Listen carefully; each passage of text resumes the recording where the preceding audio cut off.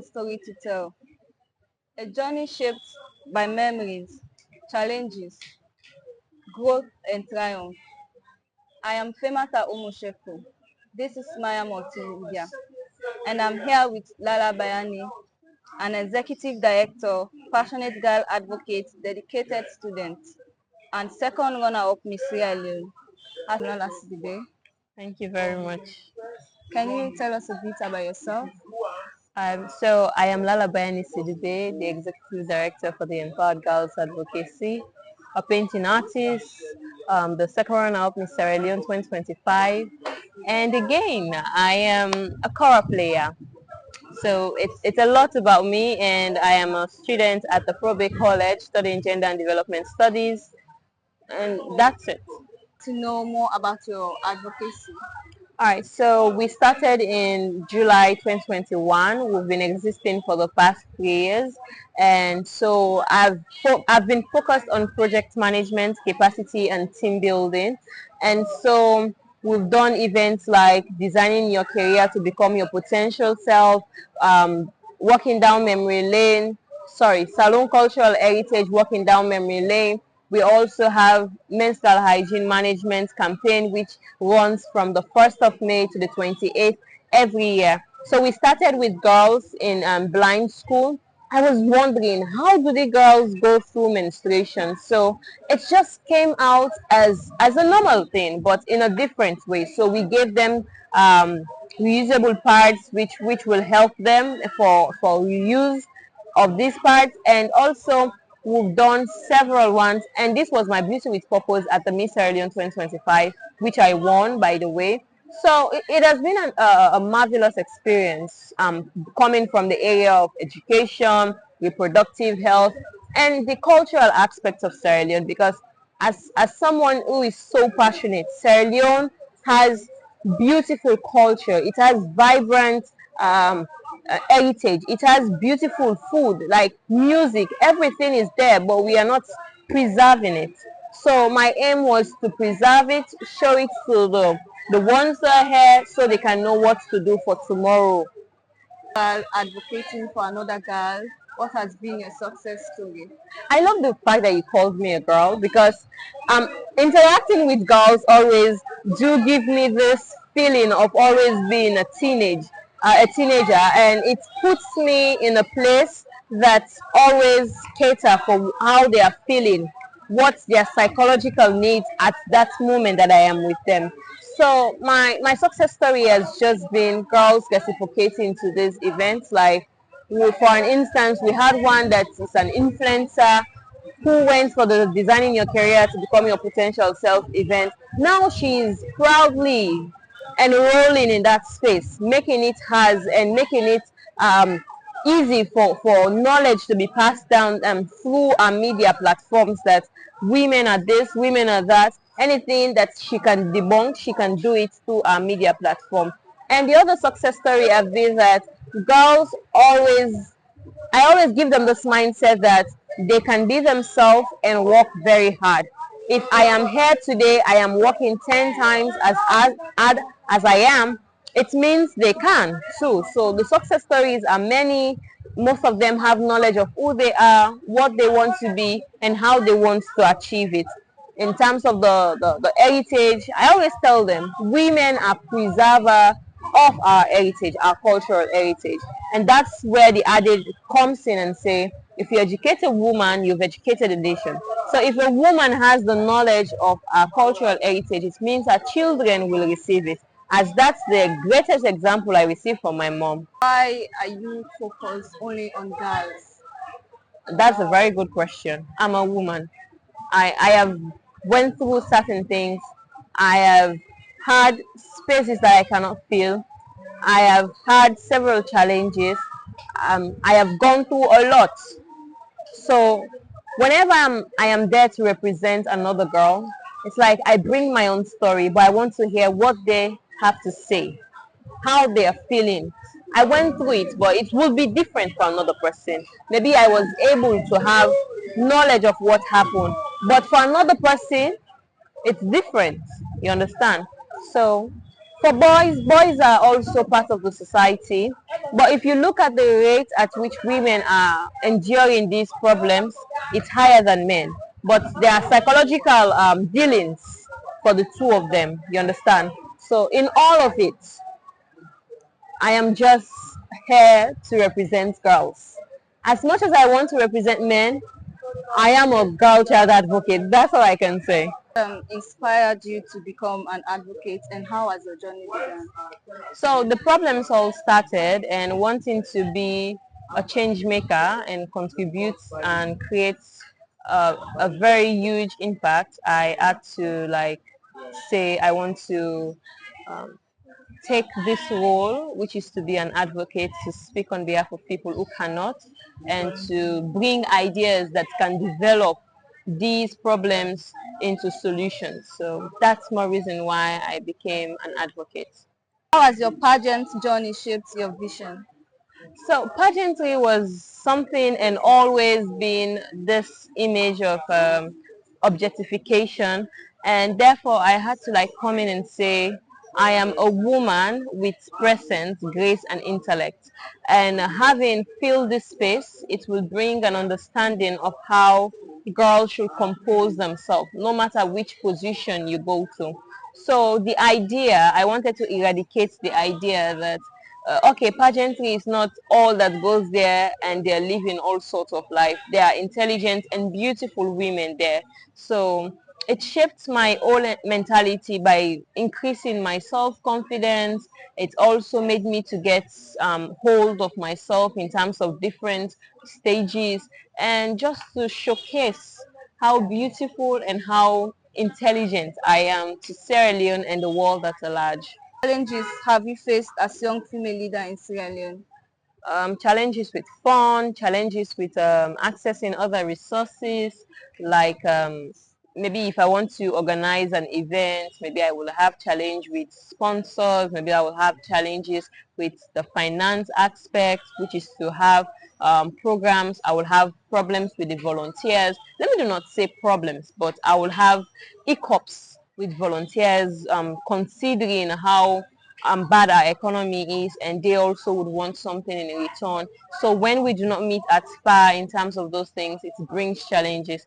However, my leadership in all facets of life has been one as a servant like, and I always look forward to bring this transformative leader, so which is to set the path, the pace, and to make them know that okay, you are a leader, but you do not need to take advantage of another person. You're a leader, you need to care for those who are working with you. And as a leader, you should always have this tonation, this mindset, these set of words that you should always use at your volunteers that will make them feel inclusive, not out of the idea. So my challenges, they are there: finance, lack of volunteerism, lack of spaces like for us. But in all of it, I do face them and say this is how I'm moving forward to gaining more in terms of what I am doing. Do you overcome such challenges? The many challenges, so I do overcome them by creating ideas on how to raise fund. I'm one person that is very keen on fundraising, so I always make sure to do paintings that I will sell to prominent people who will buy it, and then I will then transit it into charity or the advocacy work. And also I do write letters, for the few that we do send out letters to help us. They do meet they do meet our needs, and they do attend to it. And again, I have people who are just there, volunteers. Most volunteers have been showing up. I have a few that did marvelously. Like I was not in town for the menstrual hygiene management pad distribution, but fortunately I had two people or more in my organization that are volunteers that took up the work on them, and they did it like it was perfect for me. So the way I do overcome these things, it's to always bring them inside, to give them this inclusive mentality that this project is not mine, but it is all of our strength. And so teamwork is at one, and capacity building. Last year my organization created a capacity building training, which we trained them on health, we trained them on projects, we did many trainings that would equip their mind to like capacitate themselves. Should in case I'm not there, what should they do? So that's how progressive and how overcoming these challenges have been. Okay, thank you very much. Let's go for a short break. We'll be back.